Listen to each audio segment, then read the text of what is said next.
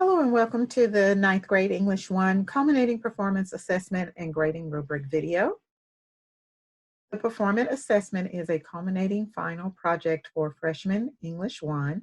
All students are expected to submit a project by May 15th, teacher deadline, or May 18th, the district deadline.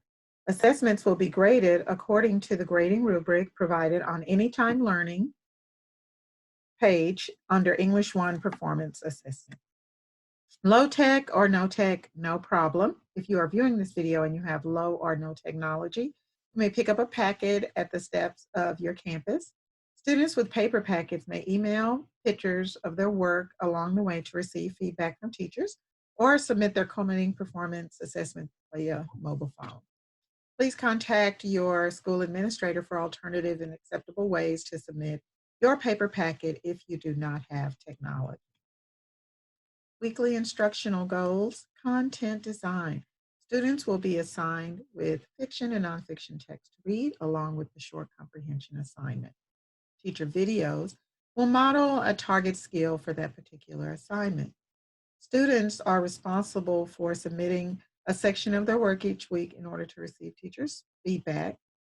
If a revision is needed and recommended by the teacher, students are expected to revise their work using the feedback prior to submitting the final project. Grades, the final grade, the culminating performance assessment will determine each student's final grade. However, we want to support all of our scholars to earn a pass. Grading policy questions. If you have any questions about the specifics of our grading policy, please visit our Anytime, Anywhere Learning District website. You may also reach out to your school administrator. Okay, now we're going to look briefly at example slides for the English 1 and World Geography project due May 18th.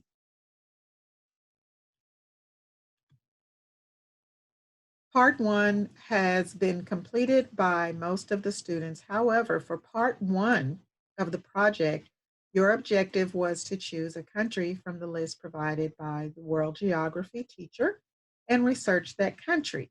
Next, you were to compose a 3-paragraph or more short story based on the information discovered for your country.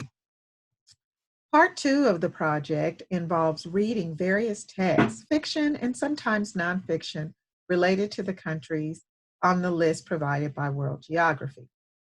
You will create Venn diagrams, T-charts, provide summaries or images with explanations. Save all of these items.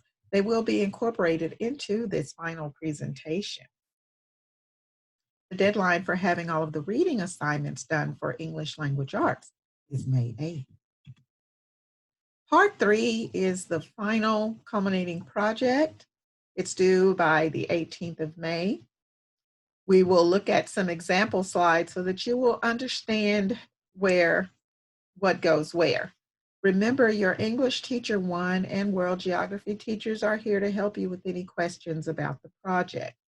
Upon completing this project, you will definitely receive credit for your English 1 and World Geography freshman class. So good luck. The next following slides are examples for setting up your awesome presentation. The example we're using is Westlandia. Put the title of the country here, name, final performance assessment, and then the date, or you can put the class, English 1 or World Geography. Next, you will incorporate your short story. You can incorporate the best part of your story, or if you are very proud of it, you may incorporate the entire story. Next, all of the fiction and nonfiction reading selections that we have completed, the T-charts, the Venn diagrams, can also go on this slide to demonstrate more of your learning. As you read through the fiction text that we give you, choose one of the stories and identify characterization, the plot, the events that happen in the story, symbolism, metaphors, or similes that stood out to you in the story? Was there a specific dialect because it was a different country? What was the theme or the meaning of the story? And then finally, imagery, any writing that appeals to senses. So any imagery that stood out in the story to you, please include that as well. Next, provide elements in that story that may have reflected the culture, such as symbols, that could be a flag, the language, any norms and values or artifacts or items that they would use in the story in their country that we might not normally use in ours. Geographical research. Make sure that you include for your country the absolute location, the climate, and then a bit of the culture. The culture could include popular trends of the time, music, arts, food, clothing, fashion, major events, politics, wars, weather, or other natural phenomena, education, economics, political systems, gender roles, or technology. You don't have to include all of these, just the interesting ones that stood out to you. Next, we have real life locations. For this, you may use Google Earth or Google Images. If you are not familiar with Google Earth, there is a video included on the PowerPoint version of this video to give you tutorials to learn how to search through Google Earth. You may also simply use Google Images to provide interesting images of maps and cities and other locations such as landmarks in your presentation. Finally, all of the information that you have researched should go on your bibliography or your references page. It's very simple. You may simply copy the website to let your teachers know that the source of your where the source of your information came from. After you have completed all of your slides presenting your ELA work plus your world geography work, you may submit your work always through email to your teacher. If you're using Google Slides, you may simply click the yellow share button and type in your teacher's email address, and they will receive your work. If you are using Microsoft PowerPoint, please make sure that you save your presentation with your first and last name in the Documents folder. Then you will go into your personal email, open that email. You will type in your teacher's name after you create a new message. Next, locate the attached symbol, which looks like a paperclip.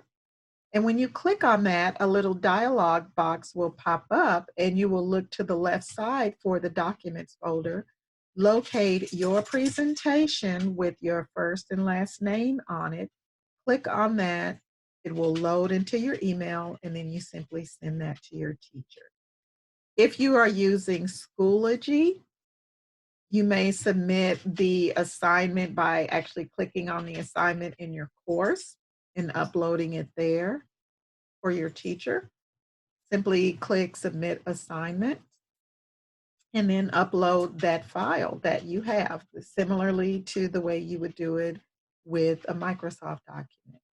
And then finally, if you're using Google Classroom, because their directions are a little bit more involved,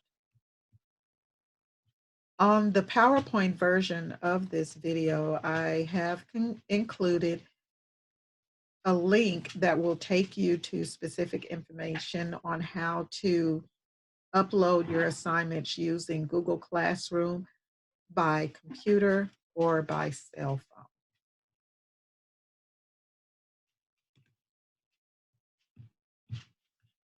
That concludes our presentation. And if you have any questions, always remember to reach out to your teachers for help.